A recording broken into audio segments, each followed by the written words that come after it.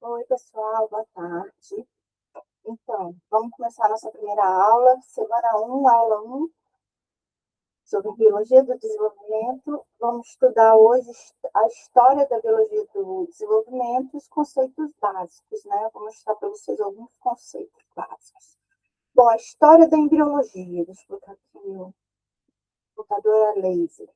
Então, como eu falei na apresentação da disciplina, né, o ser humano sempre teve muita curiosidade em várias coisas, entre elas em saber, né, como acontecia o desenvolvimento de um novo ser, né, de um ser humano. Então, tudo começa os primeiros achados, né, que se encontraram foram datados da Antiguidade, Idade Média. Os egípcios, em 3000 a.C., eles louvavam Deus Sol, imagina, como criador do germe em uma mulher.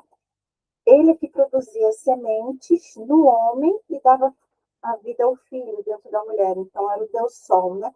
E a alma penetrava no bebezinho, depois que ele nascia, através da placenta. Vocês vão ver que nessa primeira parte da história, né, antiguidade, incluindo a Idade Média, não existia microscópio, né? Então, o que eles viam era o que se achava. Então, achavam, os estudiosos da época, né? Eles achavam que o bebê, o ser humano, vinha de uma mistura dos fluidos masculinos e femininos, do sêmen e o sangue da menstruação. Era o que mais se defendia na época, era essa ideia. Então, na Índia, olha só, em 1416 a.C. ainda, uma escritura hindu foi encontrada, cujo significado se traduz como o segredo do ventre. Olha, tem várias coisas legais no Google, pessoal.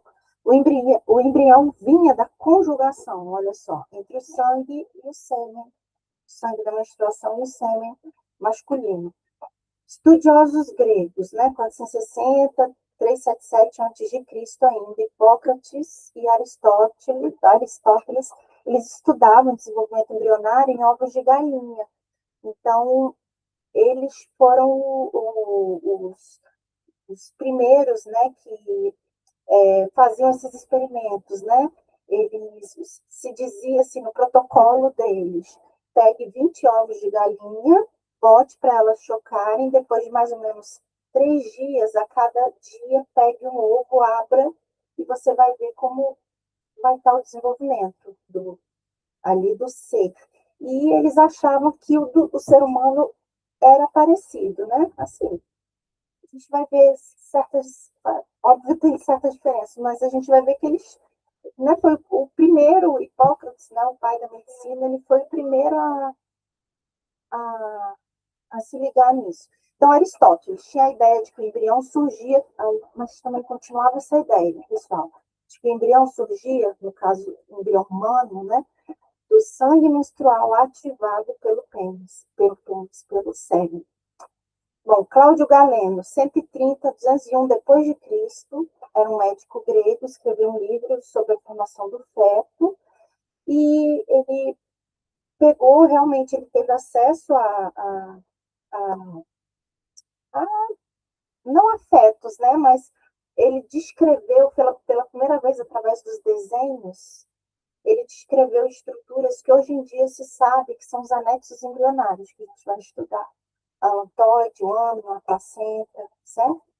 E o Corão, no século VII depois de Cristo, que é o livro sagrado do Islã, também eles acreditavam, os muçulmanos, que os seres humanos eram produzidos a partir de uma mistura de secreção masculina e feminina. Então, essa época, antiguidade e Idade Média, não tinha microscópio, que se via o que se achava, então, o ser humano é uma mistura de sêmen com sangue da menstruação, e no caso dos egípcios, é o deus Sol que bota a semente e a alma vai via placenta, né? Bom, aí, então, os estudos, isso aqui é uma foto, os estudiosos medievais, então ainda falando dessa época, não se desviaram da teoria de Aristóteles, que afirmava que o embrião era derivado do sangue menstrual e do pênis. Isso aqui é uma figura mistura ilustrações da época, olha só, do livro de Jacob, 1554, já bem depois, mas essa figura é para ilustrar o que se achava na época, né? Mostrando o desenvolvimento fetal a partir de um coágulo de sangue e do sêmen no útero, era uma mistura, certo? Então, essa teoria se baseava nos ensinamentos de Aristóteles, permaneceu sendo aceita até o final do século XVIII, certo, pessoal? Nossa. Olha, o ser humano aqui, ele se desenvolve a partir de uma mistureba, olha essa mistureba aqui com vasos sanguíneos, e aqui virando um ser humano. Bom, no Renascimento e já nos séculos 17 e 18, vocês vão ver daqui a pouco vai surgir o microscópio, né? Mas Leonardo da Vinci, ele já fazia dissecção, né, de cadáveres e ele realizou dissecção também de cadáveres de mulheres e dissecou o útero, né, de algumas. Pode parecer, né, meio sinistro, mas ele introduziu, Leonardo da Vinci, introduziu as medições quantitativas do crescimento pré-natal. Então, tem, assim, desenhos incríveis de bebês, né, aqui dentro do útero. William Harvey, ele publicou esse livro e foi o primeiro a sugerir que o embrião se desenvolvia a partir de uma substância semelhante a um ovo, certo? Mas ainda ninguém sabia ainda como era o negócio. Renier de Graff, a gente vai ver muito esse sobrenome aqui, Graff. Ele observou blastocistos. A gente vai ver que blastocisto uma das importantes fases do embrião. Ele viu blastocistos, ele não sabia que era blastocisto, mas ele viu essas estruturas no útero de coelhas e descreveu o que viria a ser folículos ovarianos. Depois, os folículos, a gente vai ver os folículos maduros, né? Eles são chamados de folículos também de Graff, porque ele foi o primeiro a observar, certo? A gente vai ver isso na aula. E da mitogênese, reprodutor feminino. E aqui, finalmente, pessoal, esses dois pesquisadores, principalmente aqui o Leeuwenhoek, o Leeuwenhoek desenvolveu o primeiro microscópio. Então, eles observaram, a primeira vez que eles observaram espermatozoides humanos, certo? Eles acreditavam, mas olha só, que o espermatozoide ele já continha um ser pré-formado lá dentro, certo? Esse é um desenho famoso, não é nem de nenhum deles.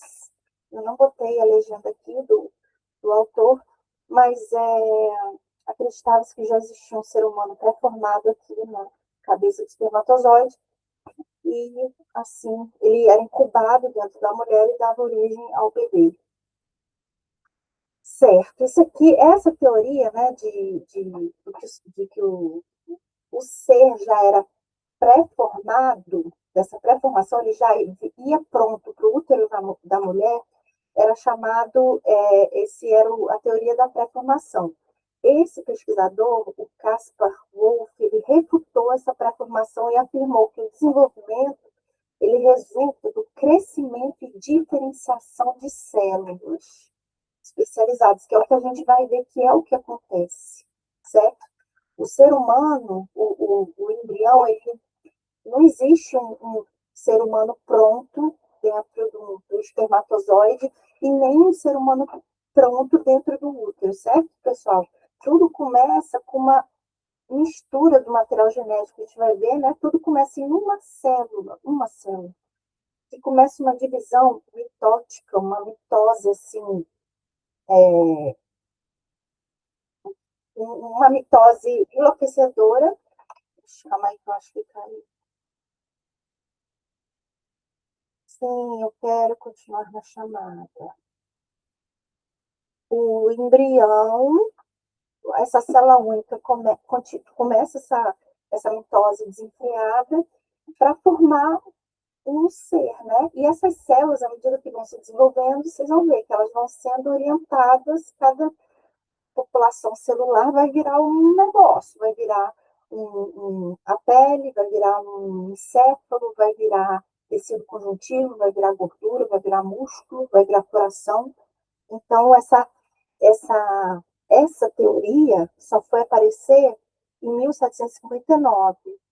E a gente chama essa teoria de epigênese, que é a teoria correta, né? De que o ser humano, não só o ser humano, mas os mamíferos, a maioria dos seres, muitos seres vivos, a maioria não, muitos, eles são formados a partir de uma única célula que faz mitose e vai se diferenciando, certo? Em 1775, Spallanzani demonstrou que tanto o ovócito, ou oócito, a gente não pode chamar assim, quanto os espermatozoides eram necessários para o início do desenvolvimento. Ele fez os primeiros experimentos de inseminação artificial em animais, certo?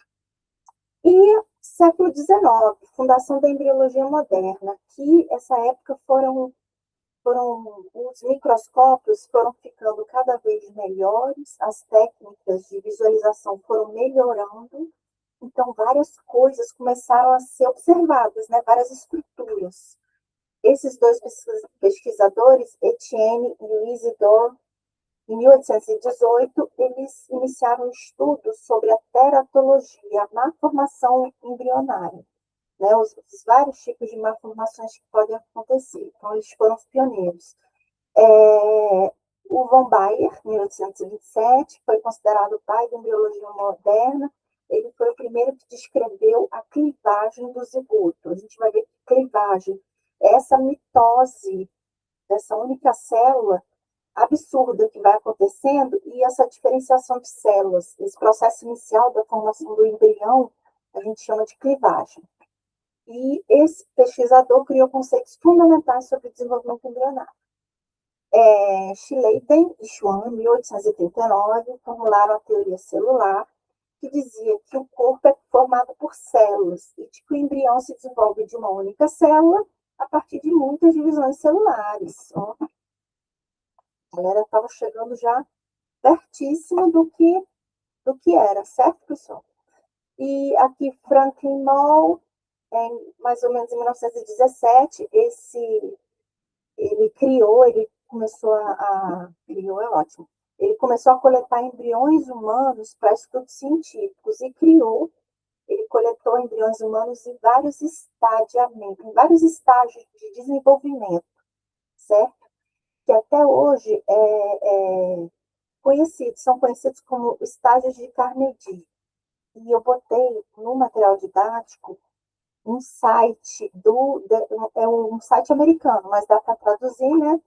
Que é a coleção Carnegie de embriões.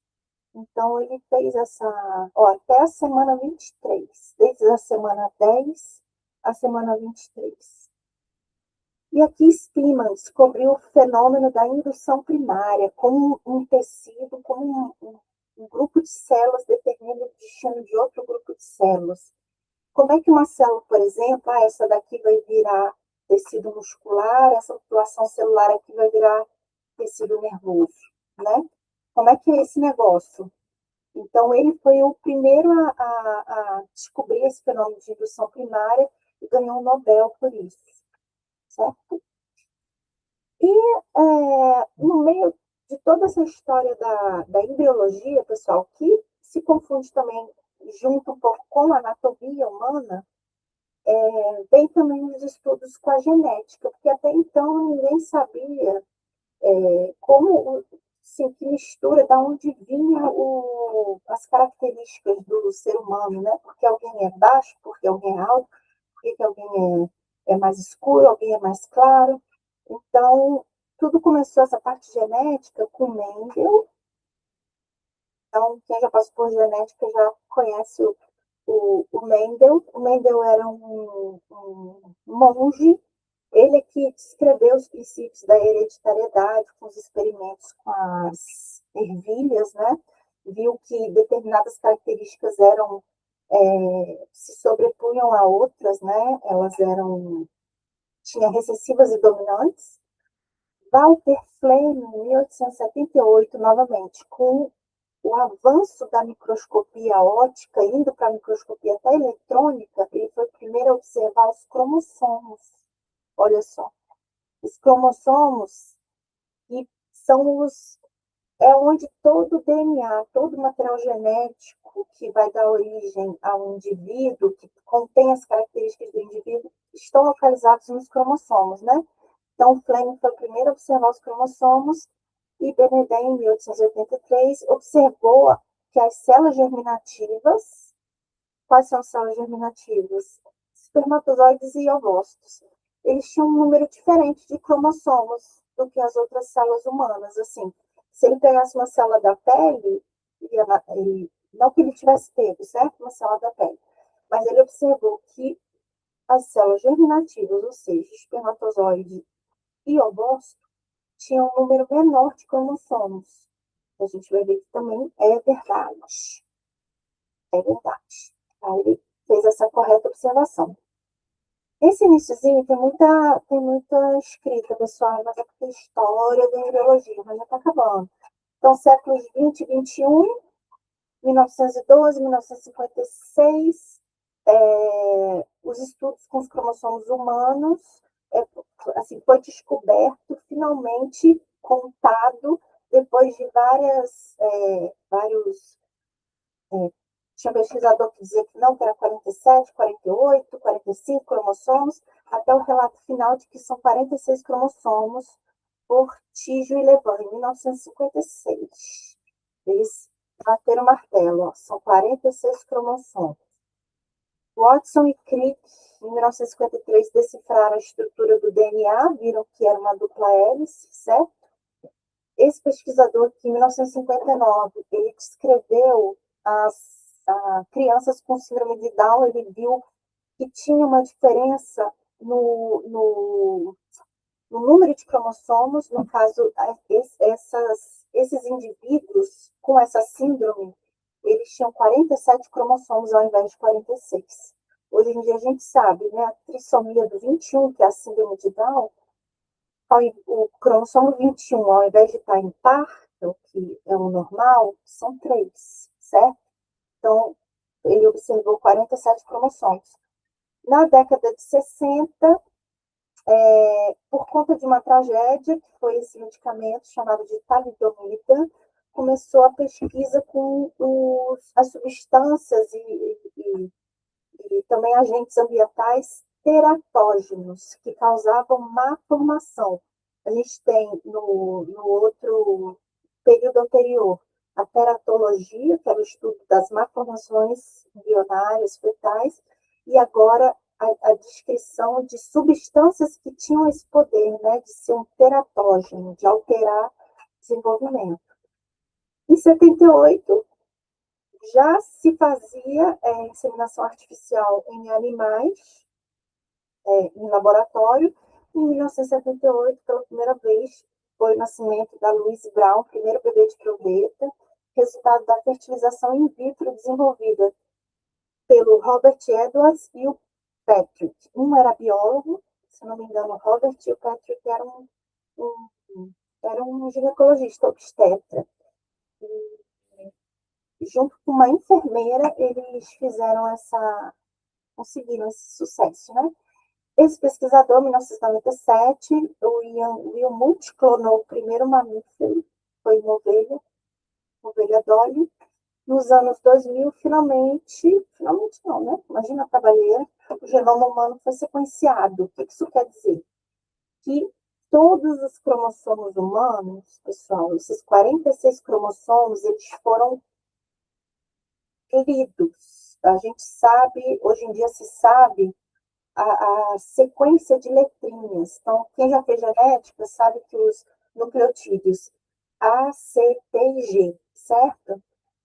Se sabe as sequências do DNA humano desde o cromossomo 1 até o, o cromossomo, não o cromossomo 46, que a gente vai ver que são 22 pares de cromossomos e um par sexual, certo? São 44, 45, 46, são os dois sexuais. Então, se sabe a sequência, o sequenciamento, né? A sequência de letras de todo o genoma. Aqui, isso aqui é uma figura muito legal que eu fiz do Gemini, eu acho.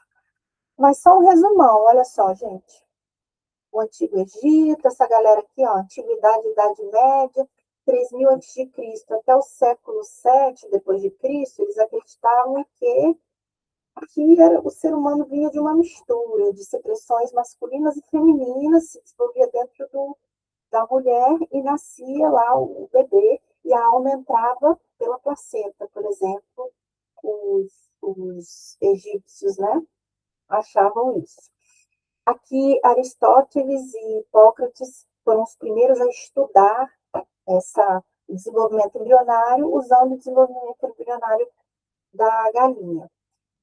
Renascimento e nos séculos 17 e 18, né? 1452 a 1775, Leonardo da Vinci, aquele desenvolvimento do microscópio com Leeuwenhoek. Então, Leonardo da Vinci fez vários diagramas, vários desenhos não só de partes humanas, né, de cadáveres, mas também de fetos no interior de útero. Foi o primeiro a fazer medições dessas estruturas. Leeuwenhoek foi um pesquisador que desenvolveu o primeiro microscópio. Com o desenvolvimento da microscopia, foi possível observar estruturas microscópicas, espermatozoides, blastocistos, os ovócitos maduros, a gente vai ver os folículos maduros ou de Graff, olha aqui, reninha de Graff, descobriu, certo? Então, a descrição de várias estruturas microscópicas. E a ideia qual era? Era ainda da pré-formação. Eles já tinham visto espermatozoide, tinham visto um ovócito. Então, a ideia começou a mudar. Talvez, então, o ser humano, ele não vem da mistura do sêmen com a menstruação, com o sangue. O ser humano, na verdade, ele já está pré-formado na cabeça do espermatozoide e vai para o útero da mulher. Então, essa é a teoria da pré-formação. O ser humano já está ali prontinho, ele só vai crescer. Já no século XIX, fundação da embriologia moderna, 1817 a 1883, foi que não, o pessoal, os pesquisadores começaram com oh meu Deus, não é epigênese, eu estou com epigênese na cabeça. Mas epigênese, é isso mesmo, boca. A teoria da epigênese. O que é a teoria da epigênese? É que, a partir de uma mistura, ainda não se sabia muito bem do que, mas essa única células fazia divisões mitóticas e depois se separavam em diferentes populações celulares. E essa é a teoria da epigênese, que foi o que começou a substituir a teoria da pré-formação, né? E aqui nessa mesma época, com o desenvolvimento da microscopia, né? Não só a microscopia óptica, surgiu também uma microscopia eletrônica, começou a se ver os cromossomos, vieram os experimentos da genética. Então, o pessoal começou a pensar, cara, acho que as características do ser humano podem estar nessas estruturas que a gente vê na célula quando está em divisão, certo? E aqui, século XX e XXI, vieram importantes descobertas, como teratógenos, no caso, número correto de cromossomos de um ser humano, né, 46 cromossomos. Aqui o pesquisador clonou a ovelha. Foi descoberto também não só o número correto de cromossomos no ser humano, como também na síndrome de Down, né, que os indivíduos com essa síndrome tinham um cromossomo a mais. Então, outras informações importantes foram descobertas, certo? Hoje em dia, pessoal, a embriologia está assim, num patamar que a gente a gente não imagina. Inclusive, deixa eu ver se eu botei isso aqui para vocês. Então, o olhar molecular e digital do século XXI, né? A embriologia ela deixa de ser puramente observacional para se tornar intervencionista, molecular e sintética. Então, como é isso? Antigamente, né, não se sabia como era o desenvolvimento embrionário, então era isso. A embriologia era uma ciência observacional, se observar o que ia acontecendo com o tempo, certo? Hoje em dia já se sabe o que vai acontecendo e o ser humano, quando ele aprende, ele quer fazer isso em laboratório. Então, existem várias pesquisas hoje em dia em laboratório. Não é todo país que permite isso, mas alguns países permitem pesquisas com embriões humanos, onde, é, onde se você, o indivíduo, né, o pesquisador, ele consegue induzir uma determinada população de células a virar musculatura, a virar tecido adiposo. Então, existem estudos assim, muito complexos nessa área de pesquisa, de indução de formação de células, porque a gente vai ver essas células iniciais do embrião, elas têm a capacidade de se diferenciar em todos os órgãos do corpo do ser humano, certo? Então, deixa eu ver o que eu botei para vocês aqui, olha só. Então, recapitulando, ó, em 1935, ali, descoberta da indução primária, né, quando os pesquisadores descobriram que ele, mexendo nos meios de cultura, né, porque a gente consegue hoje em dia, você tem como fazer uma cultura de células no laboratório, você usando determinadas substâncias nesse meio de cultura, você induz essa célula a ter determinados comportamentos. Dá para fazer isso hoje em dia. Proliferar mais, proliferar menos, você pode induzir morte celular na célula, dependendo do tipo de coisa que você usa no meio, né? Então, em 1935, teve a descoberta da indução primária, o pesquisador ganhou o prêmio Nobel. Em 1978, né, teve o domínio da fecundação, o ser humano descobriu como se fazia uma fecundação fora do corpo feminino, né? Então, várias pessoas que não tinham a possibilidade de ter filhos de forma natural passaram a ter com o domínio dessa técnica. Hoje em dia ela é bastante difundida no mundo inteiro.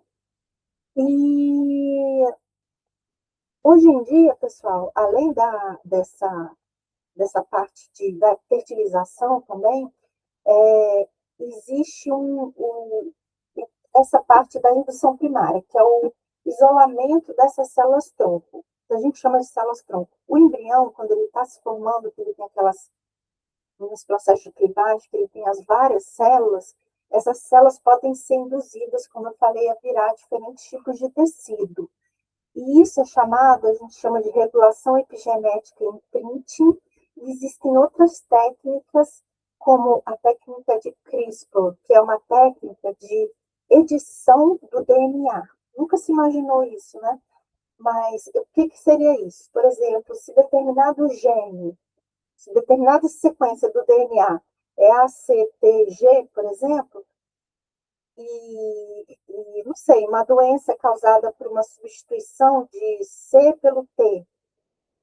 Existe, está em desenvolvimento essa técnica de edição. Vamos tirar esse C que está errado e botar o nucleotídeo certo. Então, esses são experimentos que vêm acontecendo. Deixa eu ver.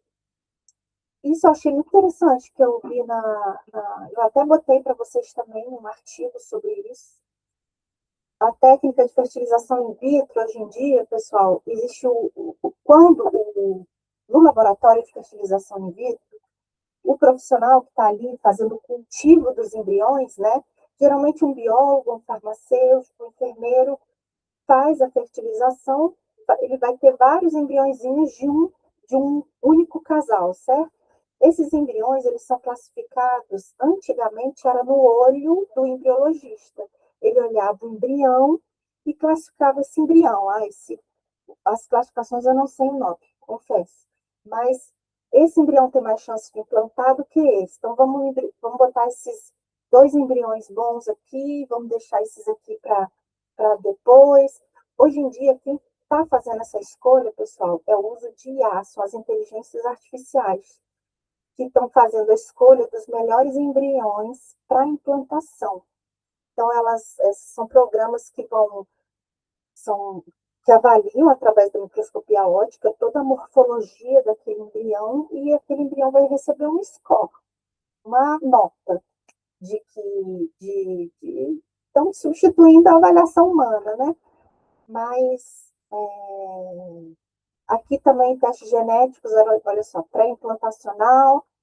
Esses testes genéticos são importantes no caso de, às vezes a mulher sofre muitos, está sofrendo com vários abortos de repetição, ou existem doenças sérias, hereditárias na família, e às vezes o casal tem essa possibilidade de tentar excluir, né, nos seus embriões ali que foram formados no laboratório, dá para fazer os testes, né, antes da gravidez, para saber se aquele embrião tem ou não tem o gene da doença, certo?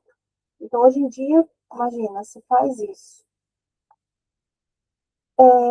Então, a embriologia, né, ela é cheia de nomes importantes. Então, eu vou disponibilizar o glossário para vocês. O glossário está em Word. A cada semana vai aumentar esse glossário. É bom vocês até imprimirem, ficarem sempre com ele do lado de vocês quando vocês estiverem lendo, assistindo a aula. Uma hora a parada, o nome entra na cabeça. Então, esse é o cronograma de desenvolvimento humano, né? Aqui o período pré-natal, da fecundação ao parto. Aqui tem 2 espermatozoides entrando nesse ovócito, pessoal. Isso não acontece, pelo amor de Deus. Essa figura está totalmente louca e eu vou tirar. Eu vou tirar. Então, a gente vai ver desde a fecundação, período embrionário. Período embrionário a gente chama até a 8ª semana. A partir da 9ª semana, a gente já chama de período fetal. A gente não vai ver período fetal, certo? Período fetal, pessoal, vai o crescimento e o refinamento das estruturas. Mas, olha só, até o período embrionário, até a 8ª semana, principalmente até a 4ª semana, que é o que a gente vai estudar, os principais fenômenos estão acontecendo ou aconteceram, certo? A partir daí é crescimento e maturação. Então, crescimento embrionário, né? Formação embrionária da fecundação à 8ª semana, fetal da 9ª semana até o parto, e o pós-natal, tá? O primeiro trimestre, que esse primeiro trimestre, que os 3 primeiros meses, né? Eles são os mais críticos, pessoal, porque é essa formação embrionária inicial. Então, é onde podem várias substâncias podem atuar como teratógenos, remédios, medicamentos, radiação, certo? Então, a mulher, nesse início, é perigoso. O fumo, as drogas, álcool, né? Tudo isso pode agir, vírus também, né? Os vírus, o vírus da Zika, o vírus da rubéola também são vírus teratogênicos, né? Que podem causar malformações. E aqui o período pós-natal, só do nascimento até infância e puberdade. Por quê? Puberdade aqui, a gente vai ver o início da gametogênese só vai começar aqui, pessoal, puberdade. O bebê, criança, nesse período, pessoal, da infância, a gente vai ver que as gônadas dos meninos, os testículos nas meninas, os ovários, vão ficar ali dormentes, certo? Nada ali vai estar com estimulação hormonal. Não vai existir. Isso muda na puberdade, lá pelos 12 nada. A menina um pouco antes, né? Ai, pior que cada vez está acontecendo antes. Menina lá pelos 10, menino 11, 12, aí varia. Isso aqui é uma indicação de um filme lindo, pessoal. Quem tiver Netflix, ou acho que não sei se dá para baixar pelo YouTube, esse filme, o Joy, é o filme sobre a história da fertilização in vitro. A fertilização in vitro, ela esse pesquisador aqui, ele é o biólogo, ele já fazia inseminação artificial em animais. Esse é o obstetra, ele, inclusive, eu não estou lembrando do nome deles, mas ele foi também o pioneiro da laparoscopia, que é aquela cirurgia que você não precisa fazer uma incisão grandona, aquele furinho, né? E essa era a enfermeira.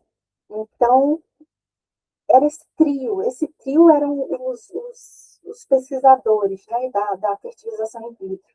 E esse filme conta a história maravilhosa deles. Óbvio, eles ganharam o Nobel, no caso, só os homens. Ela não foi reconhecida na época por ser mulher, era uma época muito machista e ela era enfermeira, e também veio tudo de preconceito, né, pessoal? Ele era um médico, biólogo, a enfermeira, e era mulher. E só depois ela foi reconhecida, mas ela foi. O nome dela foi para um hospital lá. Você vê que eu não lembro o nome de ninguém, então não lembro o nome dela nem dos dois. Mas é um filme lindo. Se vocês tiverem a chance de ver. Então é isso, pessoal. Até a próxima aula. Felicidade.